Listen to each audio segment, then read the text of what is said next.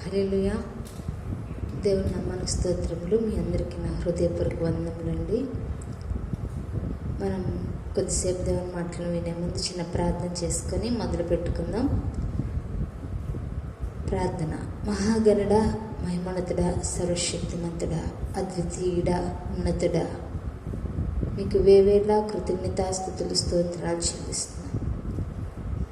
ఈ దినమందు మీరు మాతో మాట్లాడమని మేము అడుగుచుండగా మీ యొక్క గొప్ప అద్భుత ఆశ్చర్యమైన కార్యాన్ని మా యొక్క జీవితాల్లో జరిగించి మాతో మాట్లాడి మా యొక్క జీవితాలను మార్చి మహిమ తెచ్చుకోమని అడుగుచు యేసు నామములో ఈ చిన్న ప్రార్థన అడిగి వేడుకొని పొందినాం తండ్రి, ఆమేన్. ప్రియమైన దేవుని పిల్లారా, మనం ప్రతిసారి లూకాసు వార్తలో ప్రభువు కొన్ని ఉపమానాలు చెప్పారు. అయితే అనేకమైన ఉపమానాలు మనం వింటున్నాం, చాలాసార్లు విన్నాం. అయితే మనం తప్పిపోయిన కుమారుడు గురించి విన్నాము.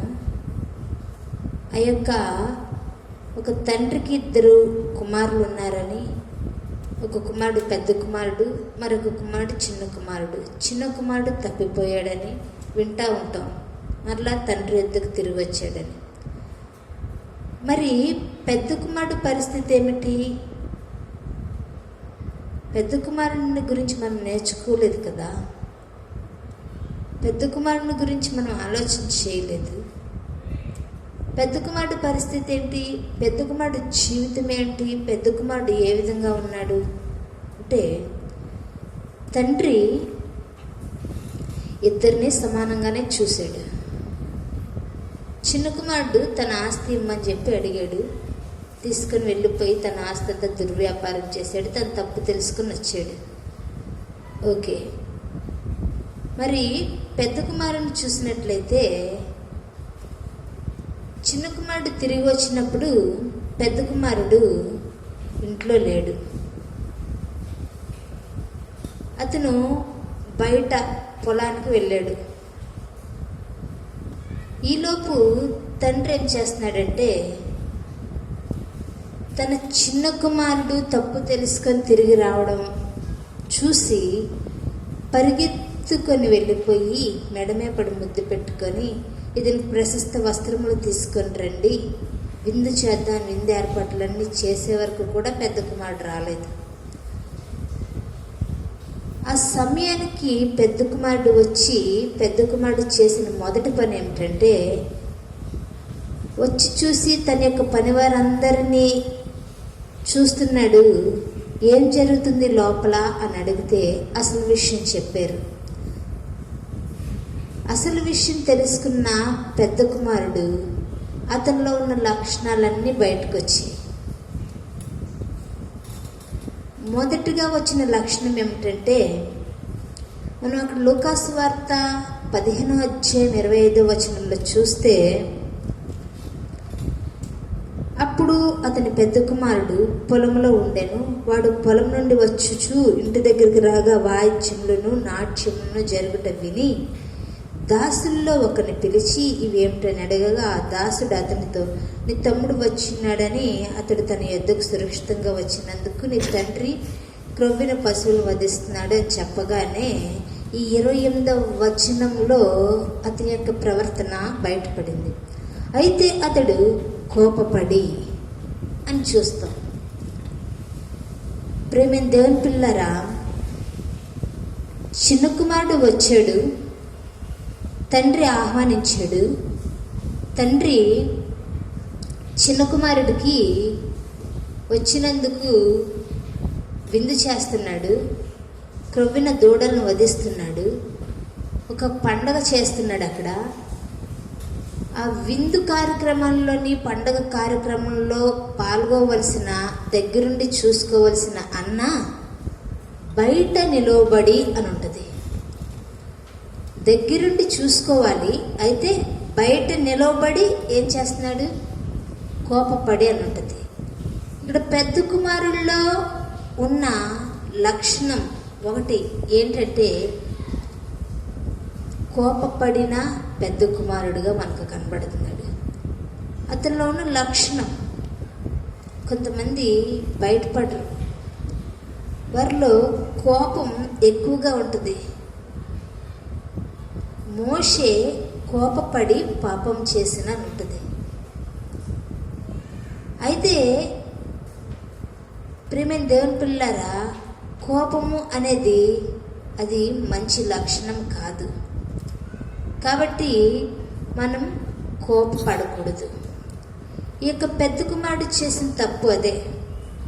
చక్కగా వచ్చాడు, తెలుసుకున్నాడు, నా తమ్ముడు వచ్చావా అని చెప్పి వెళ్ళి హత్తుకొని ముద్దు పెట్టుకొని ఆ యొక్క పనులంటే, తండ్రి నువ్వేం చేస్తున్నావు, ఇవంతా నేను కూడా చేస్తాను అని చెప్పి అనవలసిన ఆ పెద్ద కుమారుడు బయటే నిలబడ్డాడు. మొదటగా బయటే నిలబడిన పెద్ద కుమారుడు. రెండవదిగా చూసినట్లయితే తండ్రి మీద కోపపడిన పెద్ద కుమారుడు. మూడవదిగా మనం అక్కడ చూస్తే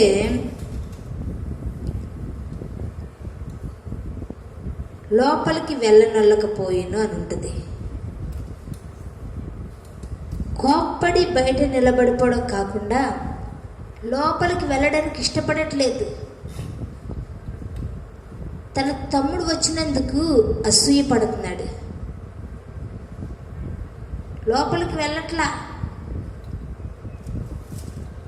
కాబట్టి అంటే అక్కడ లోపలికి వెళ్ళట్లేదంటే అతనికి బాధ్యత లేదు, భారం లేదు.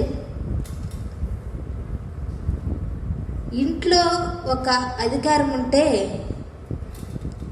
వెంటనే వెళ్ళిపోతారు. అయితే ఇతనికి ఇంట్లోకి వెళ్ళి అంత తీసుకొని అంత చొరబడి చేసుకునే హక్కు ఉంది. ఎందుకంటే తండ్రిని నమ్ముకొని ఉన్నాడు.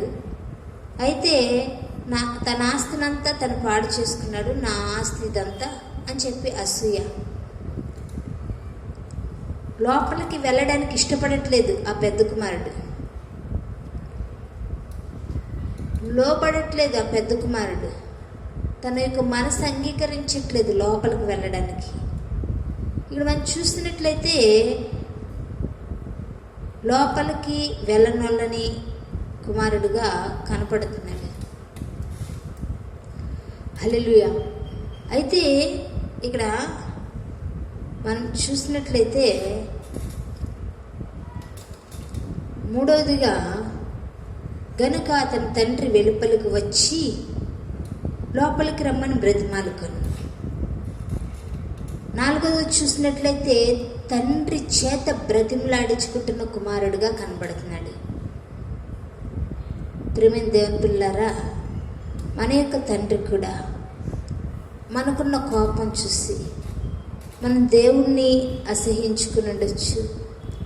లేదంటే తండ్రికి ఇష్టం వచ్చినట్టు చేయకుండా మనమే తండ్రిని మనం బయట నిలబడిపోయి, అంటే దేవుని మందిరంలోకి రాకుండా దేవునికి దూరంగా జీవిస్తూ మనం అలా ఉంటూ మనకి మన తండ్రి ఇంట్లో ఉన్న అధికారాన్ని మనము పక్కన పెట్టేస్తూ తండ్రే పరలోకం నుంచి తగ్గించుకొని వచ్చి పిలుస్తున్నా, బ్రతిమలాడుతున్న లోబడిన వాళ్ళని ప్రజల్లో మనం ఉంటున్నాం.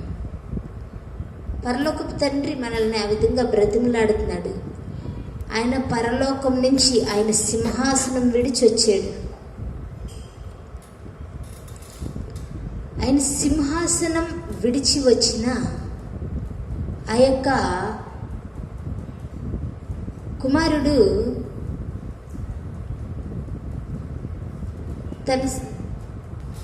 అయితే ఇక్కడ ఈ యొక్క పెద్ద కుమారుల్లో ఉన్న లక్షణాలను మనం నేర్చుకుంటున్నాం. అతడి యొక్క లక్షణాలు ఏ విధంగా బయటపడ్డాయంటే, తమ్ముడు వచ్చాడని సంతోషపడకుండా బయటే నిలబడిపోవడం, కోపపడిపోవడం, ఇంకను ఆయన లోబడకుండా ఏం చేశాడంటే తండ్రి చేత లోపలికి రమ్మని బ్రతిమలాడించుకున్నాడు. ఇంకా చూసినట్లయితే అక్కడ మనం కింద చూస్తే తండ్రి బ్రతిమలాడుతున్నప్పుడు ఏమని అంటాడంటే 29వ వచనంలో, అందుకు అతడు తన తండ్రితో, ఇదిగో. ఇక్కడ ఏమని పిలిచాడు? ఇదిగో. ఎవరైనా తండ్రిని ఇదిగో అదిగో అని పిలుస్తారా? తండ్రి పైన ప్రేమ ఉన్నవారు ఓ మై డాడీ అని పిలుస్తారు. నా తండ్రి, నాన్నగారు అని వారి యొక్క పిలుపులో గౌరవాన్ని వ్యక్తపరుస్తారు. ఇక్కడ పెద్ద కుమారుడు ఏం చేశాడు?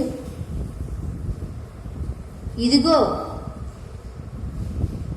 తండ్రి తగ్గించుకుని వచ్చి పిలుస్తున్నాడు, లోపలికి రా నా పెద్ద కుమారుడా అని పిలుస్తుంటే,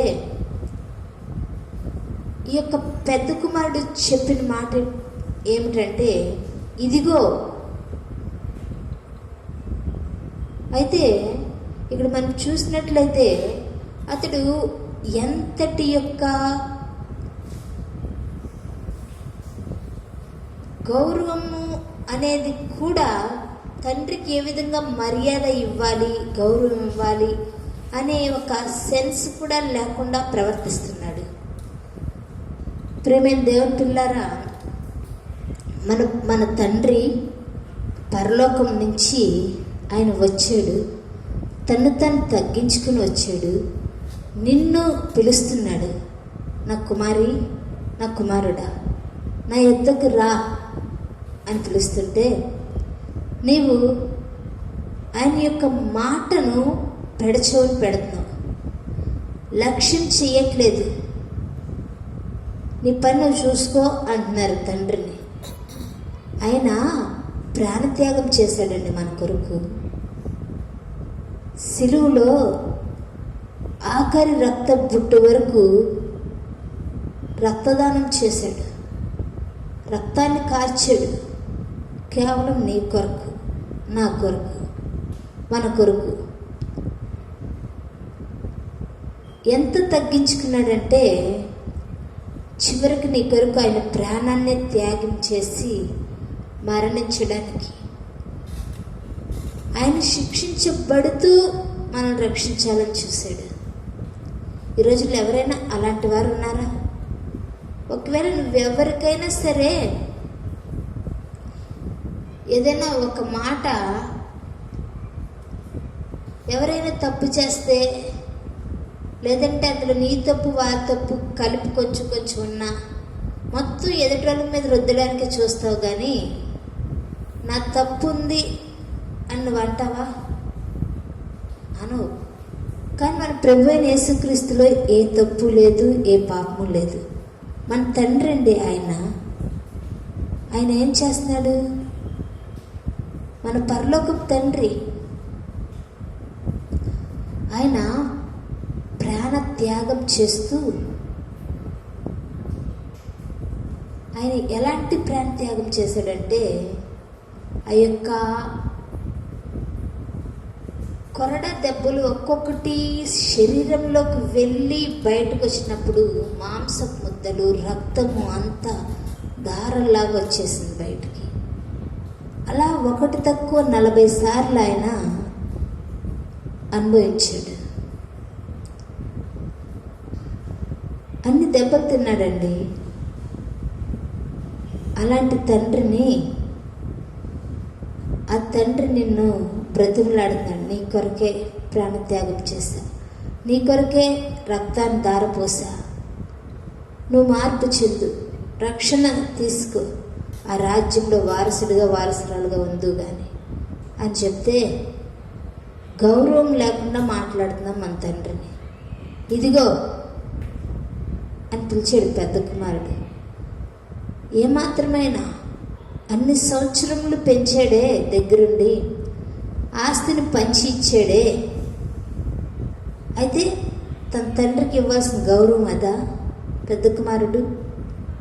ఇదిగో అని రెస్పెక్ట్ లేకుండా పిలుస్తున్నాడండి తండ్రిని.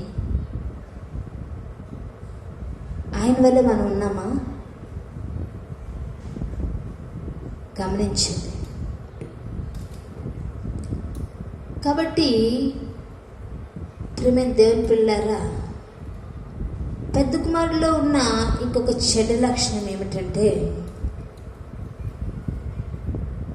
అక్కడ చూస్తే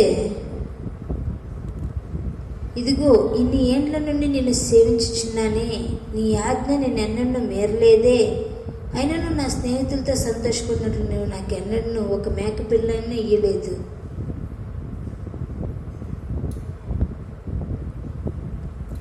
ఇక్కడ చూసినట్లయితే తండ్రిని నిలదీశాడు. ఎప్పుడైనా నువ్వు నాకు ఇలా ఇచ్చావా? నీ ఆస్తి ఇట్లా ఒక మేక పిల్లని నాకు ఇచ్చావా? నా స్నేహితులతో సంతోషపడడానికి నాకు ఎన్నడైనా ఇచ్చావా అని తండ్రిని నిలదీసే వ్యక్తిగా కనబడుతున్నాడండి. ఇక్కడ పెద్ద కుమారుల్లో ఉన్న చెడ్డ లక్షణాలన్నీ మనం చూసాం. ఒకటి, బయటే నిలబడిపోయాడు. అతనుకున్న హక్కును, అధికారాన్ని పక్కన పెట్టేశాడు.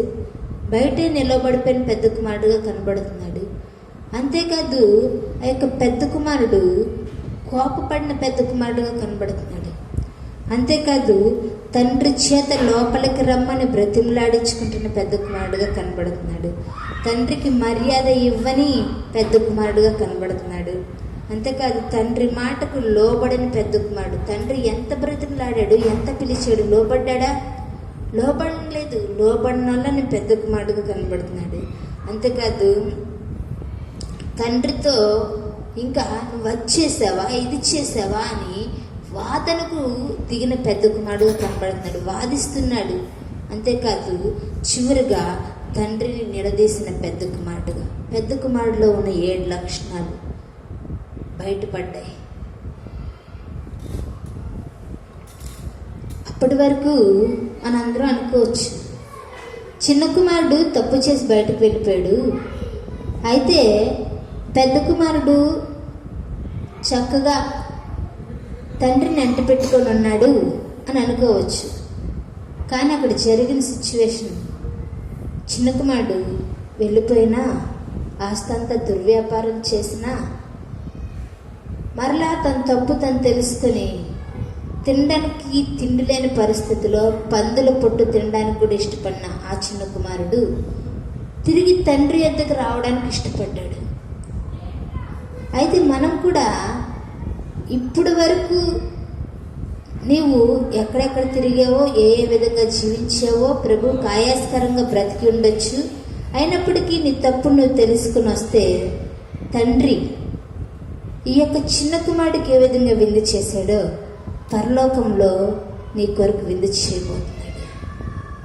నువ్వు తెలుసుకుని వచ్చినప్పుడు పెద్ద కుమారుడు ఏం చేశాడు? అతను తండ్రిని అంటి పెట్టుకుని ఉన్నట్టే కనబడ్డాడు, కానీ అతనిలో ఎంత చెడ్డ లక్షణాలు ఉన్నాయో మనం గమనించాం. బయట నిలబడిపోయాడు, కోపపడ్డాడు. అంతేకాదు తండ్రి బ్రతిమిలాడుతున్నా, తండ్రి బయటకు వచ్చి బ్రతిమిలాడుతున్నా అతడు పట్టించుకోలేదు, లోబడలేదు. తండ్రితో వాదనకు దిగాడు, నువ్వు అలా చేసావు, ఇలా చేసావు, నాకు అది ఇచ్చావా, ఇది ఇచ్చావా అని. తండ్రి మాటకు ఏమాత్రం లోబడలేదు. తండ్రికి మర్యాద ఇవ్వని వ్యక్తిగా ఇదిగో అని పిలవడానికి సిద్ధపడ్డాడు. అంతేకాదు తండ్రిని నిలదీసేసాడు. అక్కడ బయటకు వచ్చి బ్రతిమలాడుతున్న తండ్రిని ఎంతసేపు నిలబెట్టాడో, ఎంతసేపు నిలదీశాడో చూసారా? నీవు తప్పిపోయి ఉండొచ్చు, కానీ తిరిగి వస్తే మన తండ్రి క్షమించి విందు చేస్తాడు. తప్పిపోయి తిరిగి వచ్చి క్షమాపణ పొందుకొని విందుకు ఏర్పాటు చేయబడ్డ కుమార్తెగా కుమారుడుగా ఉంటావా? లేదంటే నా ఇష్టం, నేను ఈ విధంగానే ఉంటాను, నేను ఇంక మారను అని చెప్పి తండ్రి చేత బ్రతిమలాడించుకుంటూ బయటే తండ్రిని నిలబెట్టే వ్యక్తిగా ఉంటావా? ఇదిగో ప్రకటన 3:20 రాయబడిన మాట ప్రకారం, ఇదిగో నేను తలుపునొద్ద నిలిచింటి తట్టుచున్నాను, ఎవడైనా నా స్వరమని తలుపు తీసినల్లా అతని ఎద్దకు నేను నాతో కూడా అతన్ని కలిసి భోజనం చేస్తామని చెప్పిన రీతిగా ఆయన స్వరము విని నీ యొక్క హృదయం అనే తలుపు తెరిస్తే గొప్ప కార్యం చూస్తావు. లేని ఎడల తండ్రి నీ యొక్క హృదయం అనే తలుపునొద్ద నిలిచింటి తట్టుచున్నాడు, లోబడినల్లని ప్రజలకు శ్రమ అని చెప్పిన రీతిగా శ్రమను అనుభవిస్తావు. ఏది ఏమైనా ఒక మాట ఆలోచించి డిసైడ్ తీసుకో. ఆ విధంగా మనందరం జీవితం ఈ కొద్ది మాటలు దేవుడు దీవించండి. ప్రార్థన చేద్దాం. మహాగండ మహిమనుడు ఆశ్చర్యకడ సర్వశక్తిమంతుడైన దేవా, నిజంగా నీ చిత్తం జరిగించండి, గొప్ప కార్యం చేయండి, అద్భుతమైన కార్యం చేయండి. ఈ మాటల ప్రకారం తండ్రి, చిన్న కుమారుడు తప్పు తెలుసుకుని వచ్చిన విధంగానే ఇప్పటి వరకు నీకు దూరంగా ఆయాస్కరంగా జీవిస్తున్న ప్రతి ఒక్క బిడ్డ తండ్రి, వారి యొక్క తప్పులను తెలుసుకొని నీ సన్నిధికి వచ్చే భాగ్యం తెరవండి, అనుగ్రహించండి. పెద్ద కుమారుడు వల్లే అతనిలో ఉన్న లక్షణాలన్నీ నీకు ఆయాస్కరమైనవి. చివరికి నీతో బ్రతిమలాడించుకుంటున్నాడు కానీ, నీతో వాదిస్తున్నాడు, నిన్ను నిలదీస్తున్నాడు కానీ ప్రభువా అయా లోబడట్లేదు. లోబడిన వాళ్ళని ప్రజలకు శ్రమ అని చెప్పిన రీతిగా ఆ శ్రమకు ఎవరు గురి కాకూడదు. కానీ అయ్యా, ఎవడైనా నీ యొక్క స్వరం విని తలుపు తీస్తే వారితో కలిసి నిత్యంగా భోజనం చేస్తానని చెప్పిన రీతిగా నీ స్వరం వినే బిడ్డలుగా ప్రతి ఒక్కరిని సిద్ధపరచమని అడుగుచు. యేసు నామములో ఈ ప్రార్థన అడిగి వేడుకొని పొంది ఉన్నాం తండ్రి, ఆమేన్. యేసు రక్తమే జయం, సిలువ రక్తమే జయం, ప్రవేశనామ సంపూర్ణమైన విజయం కలిగినగా. ఆమేన్, ఆమేన్, ఆమేన్.